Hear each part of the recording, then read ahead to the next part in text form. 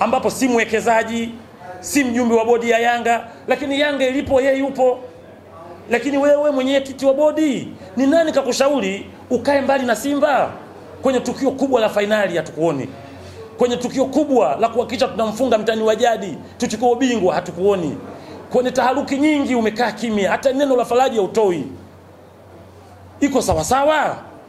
Ile dhamira ya Simba kuwa nguvu moja ndani ya katiba, na kama mimi mjumbe wa kamati ya katiba, wana Simba walileta kuwa Simba iwe moja. Huku chini nikiangalia wana Simba wako wamoja, lakini nikiangalia huko juu hamko wamoja. Kama hamko wamoja, kwa maslahi ya nani?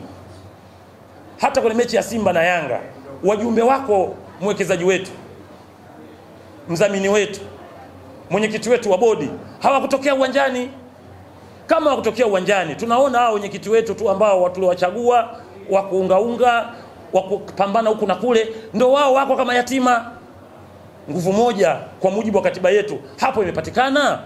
Waliovunja nguvu moja ni upande wa wanachama au upande wa mwekezaji ambao mkutokea uwanjani. Katika hili mlifanyie kazi, haya yasijirudie tena ambayo yamejitokeza. Kwa hiyo tunazungumza haya ili wana Simba wajue. Tunazungumza haya, na katika mazungumzo yangu namtaja sana mwenyekiti wa bodi, kwa sababu katiba inakutambua wewe mwenyekiti wa bodi, wewe ni mwekezaji, katiba inakutambua wewe. Mbona mwenzako Gharibu GSM ambaye sio mwekezaji Yanga, ni mdhamini tu na mwanachama tu, kila eneo lipo anapa faraja wana Yanga wenzake. Wewe kwetu sisi kimekukuta kitu gani? Ni nani kakutisha, nani kakutoa mpaka uonekane eneo lolote lile? Hata wana Simba kafuata faraja sasa hapa na mheshimiwa rais wa heshima yupo hapa, jambo halibiki. Tukishinda tushinde pamoja, tukishindwa tushinde pamoja. Haionekani dhamira hiyo. Lakini kibaya zaidi, bodi mmetugawa kuelekea mechi ya Simba na Yanga ya tarehe 25. Kivipi mmetugawa? Simba kupitia wazee hawa, ilikuwa watani wetu wanaposema hawachezi, hawa wazee kazi ya kusema vilabu hivi vimeundwa kwa ajili ya kucheza, kwa ajili ya kutaniana, mshindi anapopatikana mtania mwenzake, kalas, imekwisha. Lakini baadaye bodi mnaandika barua kwa umma, Simba nje ya tarehe 15 haichezi mchezo wowote, mkaigawa Simba. Lakini kibaya zaidi, nazungumza na bodi, Mheshimiwa Rais Samia Suluhu Hassan kaita vyombo vya mpira, kaita wadau wa mpira, hususan Simba na Yanga. Nampongeza sana katika hilo. Kutitwa kake baada ya mazungumzo yake, tunaona mechi imepelekwa tarehe 25. Watu wa Simba wakasimamia hawachezi, lakini wengine wakasema tunacheza kwa sababu klabu ya Simba ni klabu ya kucheza. Na mimi kama mjumbe wa katiba, kwa mujibu wa ibara ya 44, Simba haina mahala pa kucheza endapo ratiba imetolewa na vyombo vyenye mamlaka. Haina. Matokeo yake ni kwenda kunyang'anywa pointi. Lakini kwa mujibu wa nyinyi wanachama, nendeni kasome ibara ya 11 kifungu cha 4, kinasema maamuzi na maagizo ya TFF, CAF na FIFA lazima wanachama tuyatii.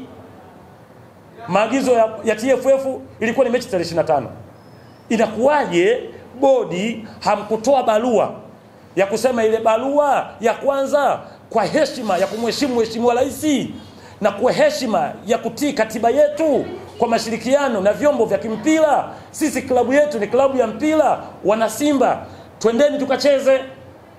Kulikuwa kuna umu gani mkatoa kauli kama hiyo ili mumheshimishe rais wetu, mwana michezo namba 1, lakini pia kuunganisha wana Simba ili sedogani yetu ya nguvu moja ipatikane pale mbele ya marefali kutoka nje ya nchi tukiwa wamoja?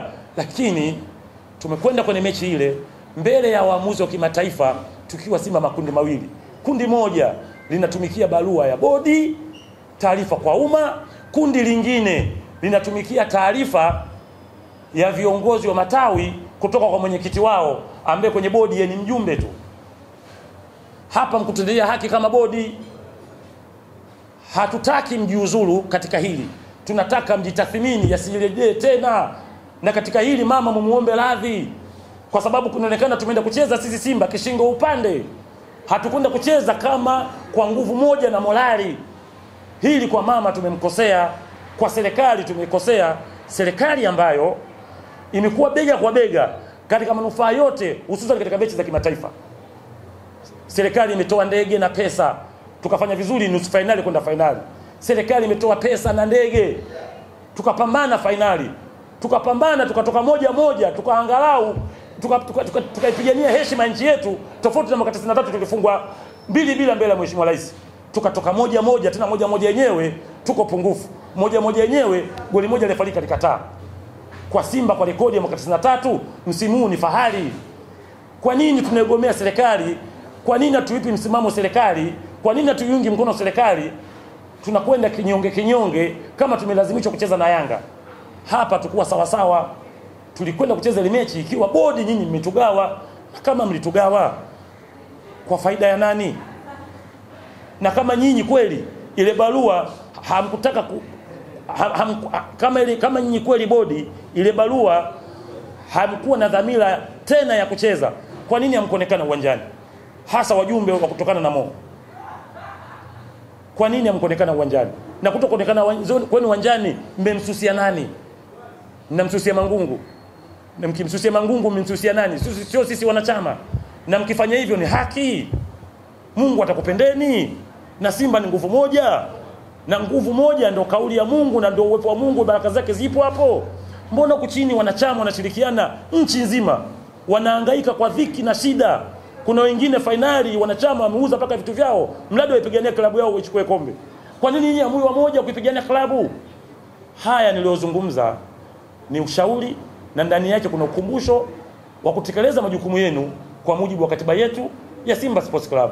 Lakini la mwisho, mwenyekiti wangu wa bodi, na kutaja wewe kwa sababu wewe ndio bosi wetu Simba Sports Club. Na kutaja wewe kwa sababu wewe ni muhimili katika Simba. Wale unaowapa usajili wa miaka 3 wamefeli. Na hao ndio walikushauri tusiingize timu, wamefeli. Ushauri wao, dhamira yao huenda na voice mimi ilikuwa yasionekane mapungufu ambayo wana Simba wameyaona dhidi ya timu yao ilivyocheza na Mtani tarehe 25. Ile sio timu ya usajili wa bilioni 7. Hawa watu hawaitendei haki hela unaotoa. Badilisha, sio usajili wa bilioni 7 ule. Badilisha unawatumia.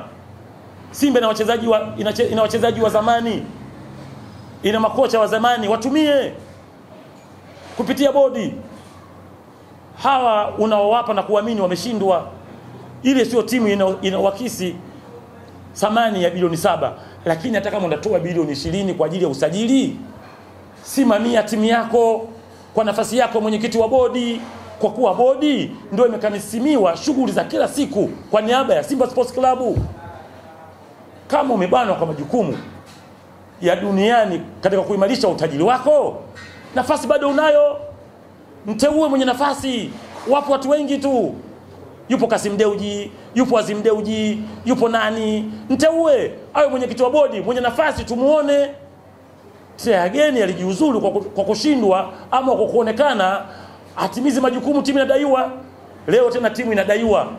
Wewe ni mwenyekiti wa bodi. Katika hili hatutaki ujiuzulu kama Ageni. Katika hili tunakutaka utimize wajibu wako kwa kushirikiana na wajumbe wako, na zingatia ushauri unaofaa, ufanyie kazi, na usiofaa achana nao kwa maslahi ya Simba. Mimi yangu ni hayo. Nimezungumza kiuchambuzi kama sehemu ya mjumbe wa katiba, lakini kuna maeneo nimezungumza kama mwanachama mwandamizi wa klabu ya Simba Sports Club. Simba nguvu moja. Kabisa na mshukuru Mwenyezi Mungu kwa kuwepo hapa. Mimi naitwa Amina Poyo. Mimi ni mwanachama wa Simba Sports Club. Ninawakilisha wenzangu wengi haswa upande wa kina mama.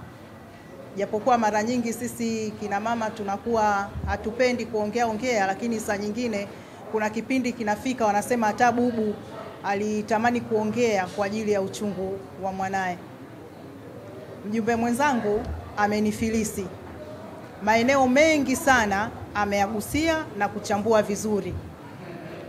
Lakini mimi nazidi kusisitiza, kila nyumba huwa inajengwa kwa msingi. Daima msingi unapokuwa umepinda nyumba haitaweza kunyooka.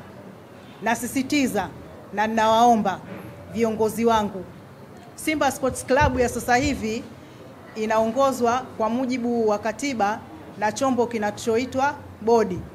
Hii bodi ina viongozi wake, sipendi kurudia kwa sababu mwenzangu ameshaelezea. Kama Simba Sports Club inaongozwa na bodi na kunatokezea matatizo, sintofahamu na kadhalika, kinachopaswa kuwajibika au kurekebisha au kutoa ushauri ni bodi, sio mtu mmoja. Bodi yetu ya Simba Sports Club kwa sasa hivi ilipofikia, inabidi sasa itoke hadharani na kujibu maswali yetu. Asinyoshewe kidole mtu mmoja kama ambavyo mjumbe mwenzangu ameongea. Sasa hivi anayenyoshewa kidole ni Mangungu. Sawa, ni Mangungu. Na sisi wanachama tunayo haki ya kumnyoshea kidole Mangungu, kwa sababu huyu Mangungu sisi ndio tulimpigia kura na tukamweka madarakani. Ndio maana shutuma nyingi zinamwijia yeye moja kwa moja. Lakini huyu Mangungu anapoingia kwenye bodi, yeye anakuwa kama mjumbe tu wa bodi.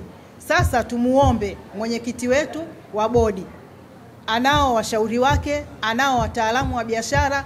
Kuna mambo mengi yanayosema amekuwa kimya. Sasa hivi tunamuomba at least na yeye atoke aje atujibu maswali ambayo yanatutatiza. Mimi nimemaliza.